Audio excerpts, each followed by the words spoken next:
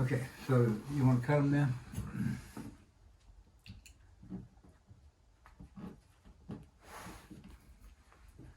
Okay, so this is a tarot reading from the School of Magic, and this is the first day of January 2023. And of course, the reading in some way will relate to the closing of the year of 2022 and the awakening to the year 2023. And so today, the sun is trine the moon. That can be favorable, but it can bring up a lot of stuff related to, I think, the weather. It's been raining here, and it usually snows this time of the year in Paonia, Colorado, but it's staying about 36 degrees, and it's just unusual. And so we're starting a new year. This is for the public. This is for anyone who's interested in this type of divinatory process. So what is divination? Divination is a process of choosing a magical implement, if you will, to read the Word of God, divining. In the native tradition, when a leaf falls out of a tree, it's significant, it means something. When an eagle flies over your head, it means something. And you can call that magic or superstition, but on the other hand, what's truth? Okay, first card is about what's going on today. The Strength card. This is Leo the Lion, very powerful astrological sign, and it has alchemical influences as well, because we have Mother Nature guiding the animal-like nature of a red lion. The red lion in alchemy represents the red solar phase of the great work of alchemy, in which the animal nature of the initiate is being worked with to manage in a certain way. And this is related to the principle of polarity, which goes like this. The higher frequency always dominates the lower frequency, Mother Nature dominating the animal nature. And so it's a matter of frequency when you're working with it. For us personally, it means this is a strength card. It's about electric power of the sun, and the sun and moon are trine. So that means the self-conscious mind and the subconscious mind is working together pretty well. That is the strengthening process. But notice that above this woman's head is the figure 8. The number 8 in the Kabbalah is very significant. One of the most powerful numbers in all of numbers. It represents dominion over your world through Christ consciousness and the influence of Hermes Trismegistus. The number 8 is the number of the mystical name of God, Jehovah, in numerology, which means it is a sacred number and is a number of God. And so the number 8 also represents the upper circle of the 8 represents Shemaim, the heavens above. The lower circle represents Eretz, the physical plane below. And when you turn this figure 8 sideways, like floating above her head, it means that these two worlds have been equilibrated, balanced, and the world of heaven has been superimposed over the world of earth, and thus your home becomes a heavenly abode, that sort of thing. What this is saying is that that essentially our strength comes from the fact that we're connected to spiritual things and that we're doing spiritual work. And a lot of people in this area very much are doing this. And this is January the first day of the year, and it's like this is the card that is the impetus for us to get ready for this year. Very powerful card to start with. I also want to say that it's related to your relationship with yourself in terms of how you're dealing with some old patterns that may have worked last year but may not be workable this year. Okay, the next card is the Six of Wands.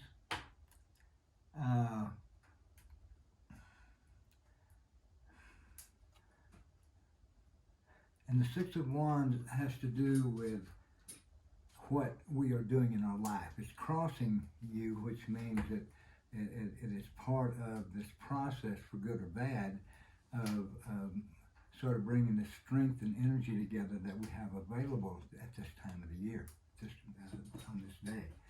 And this is about taking it and putting it into action, and you don't have to worry about other people that you need help from. They will simply be there, ready to help you, ready to do whatever you need to do. And so this card is saying you have a corporation sort of built in, ready to go whenever you do what you want to do.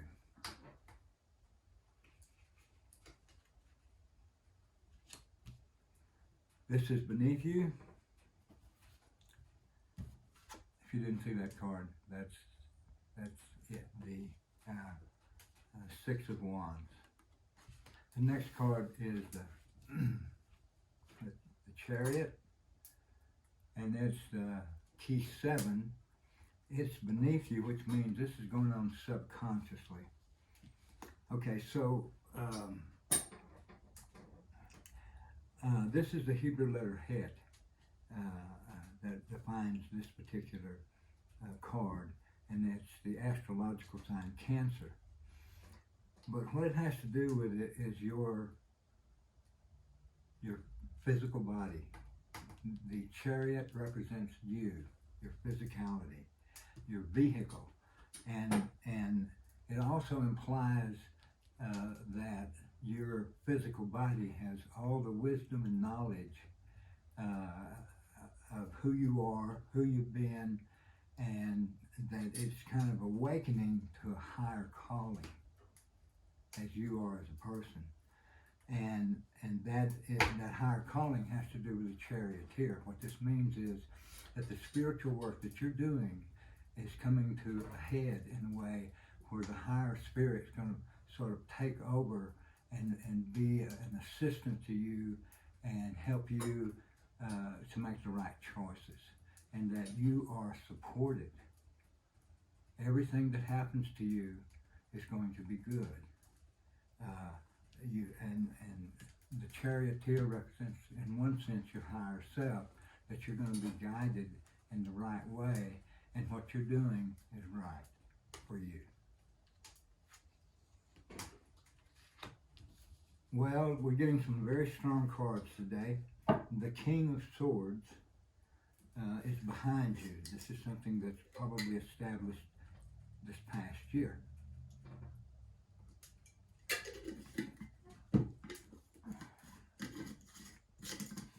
Whenever you receive a king or a queen, you're receiving a power source. The king is masculine, of course, so it's a masculine force. The queen is a female, it's a feminine force, but there's a higher force coming into play. And what that means is that, let's say you're ready in your spiritual work to find a teacher. Okay, that's it. This is the teacher's coming. And this has already been activated by some system that you're working yourself that requires this to be, in a way.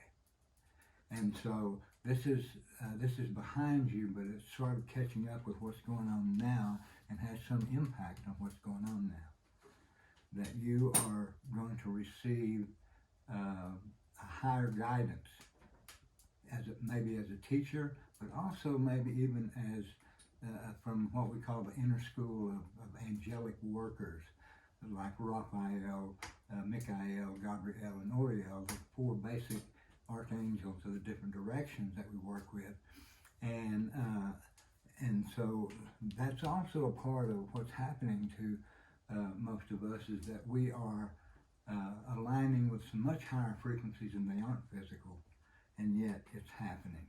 And so that's what meditation's for.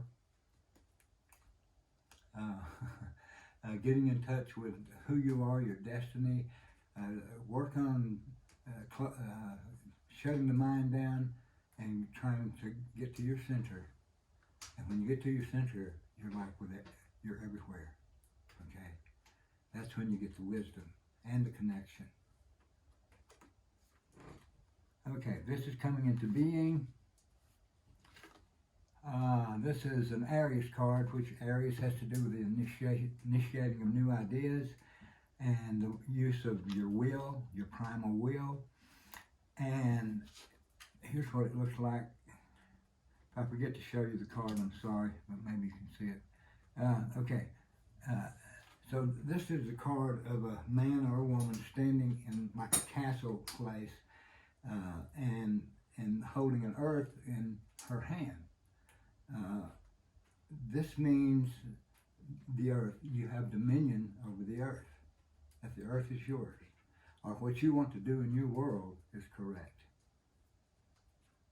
And this is coming into being, and what it means is it's time to do it. It's a new year, just the start of the new year, so it's a time to get it started, even if it's just in your mind thinking about it. It's time to go to work. On ideas, on images, performing magic in the world, manifesting things that you're turned on to manifest. Okay, so this is a Mars card. Mars rules Aries, and so Mars is active energy and the initiation of a new idea. And so the next 3 months could be very fruitful for you in September. Okay, that's coming into being. This has already happened. This is going on subconsciously. This is coming forth in the first few months of 2023. This is the Justice card. It is a woman sitting on a throne holding the scales of justice, perfectly balanced, and the sword of discernment. Okay. Justice in this card relates to the process of sublimating lower level energy and using it for higher spiritual work. Okay? And the scales represent sort of a pair of opposites that you have to deal with to get the momentum for synthesizing the pairs. Okay? And so this is the principle of sublimation, or the actual process of meditating on the idea of taking your lower energy and your lower chakras and raising them consciously up into your higher frequency, up into the Mercury center above your head and the brain center, and working the pituitary body. What this card is about is learning to regulate and deal with your spiritual nature as well as you do your physical nature or your personality. This suggests to me that you are moving into a higher spiritual framework. This whole system is suggesting that higher spiritual framework for aligned more with your spiritual destiny, that requires dealing with some aspects of yourself that you want to change or even eradicate and replace at the same time. So this is a whole system of weighing what's happened in the past and how it can support you in creating something new in the future, sort of thing. This is also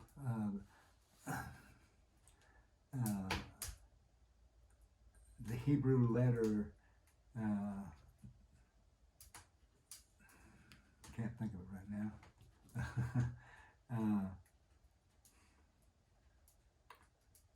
Anyway, the card represents karma from the Hebrew letter.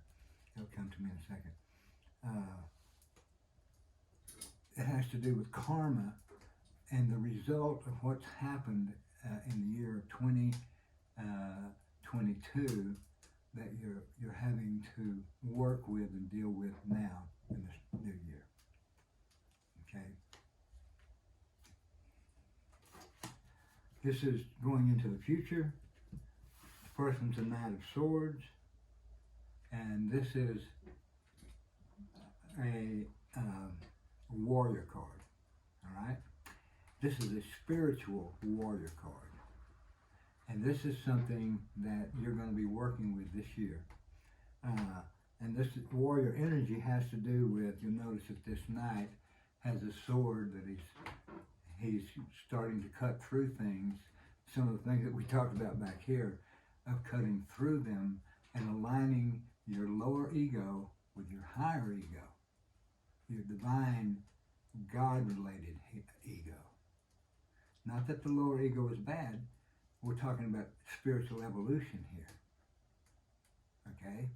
Nothing's bad. Everything is good in its own place. The ego takes care of us in the physical plane and personality. But when you start doing more spiritual work, other things happen, and you're developing toward your authentic self, which has to do with being connected to the higher ego. The higher ego is more related to the Christ consciousness, where we become one with everyone. Unity. And so this is the process of unfolding and altering your ego process a bit. And so you will begin to question who you are and what you're doing, and wonder if you're doing what you need to do. You can think about that all you want to, but none of that makes any difference. Every road leads to the same goal. And if we do it another way, we'll do it another way. If there's any glitches, we'll work with it. Okay, so the next card has to do with, this is the position of your environment in the future in 2023, okay?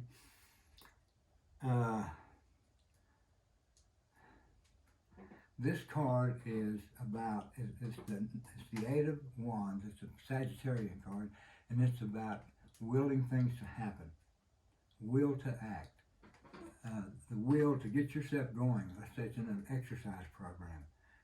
Get yourself going and get your physical health better. Okay, it'll be time to act, and it'll be the initiation process of getting it going. But it's like what's carrying your future and what's the purpose of it is sort of being defined in the way of you working through some of your issues related to wondering who you are. You know, and so what this is saying is to do it. If you think that's something you identify with and want to do it. Act on it. Program it out if you have to. See yourself doing it. If it's an exercise program, if it's a new job, if it's a new relationship, do it. It's looking like 2023 is a year of doing it. Okay. This is the catalyst for the future. It is the Five of Cups, and it has a man or a woman looking at 3 spilt cups and looking sad. Okay. This is a Scorpio card. It's the first decan of Scorpio, which is ruled by Mars, which means there's Martian activity going on here.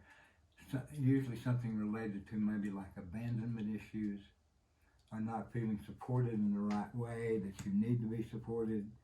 This is coming up in, we'll say next early summer, late spring possibly. And it has to do with dealing with some personal trauma in your life. Some injury from early childhood, maybe even another lifetime. It's coming up for you to look at and deal with.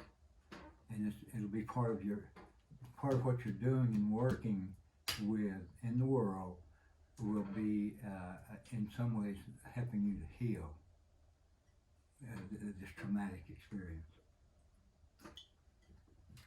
Now this is what shamanistic work is about.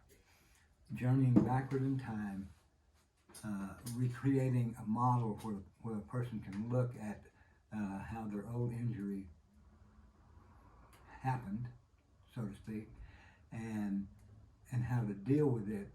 Let's say you were a young child when it happened, how to deal with it, and then re-enter the energy of that part of your soul that may have been left there, back into the soul retrieval process. So this is part of our healing.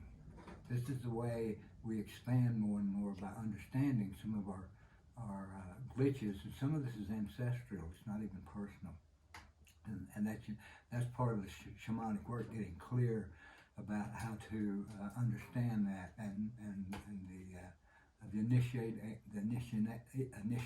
of the process and how to deal with it now. Okay, so, and by the way, all of us are injured in some way. This is the card of injury, although it's reflecting the principle of abandonment in a way. And the person is looking at 3 cups that are spilt, but two cups behind this person are up, and all the person has to do is turn around and look at all the wisdom and knowledge in those 2 cups. But that's part of learning to reverse your trauma, your traumatic experiences. And if it's ancestral, clearing it for all parents, grandparents, ancestors, and so on. The great card for this year, the Death card. Okay. Death card has to do with Scorpio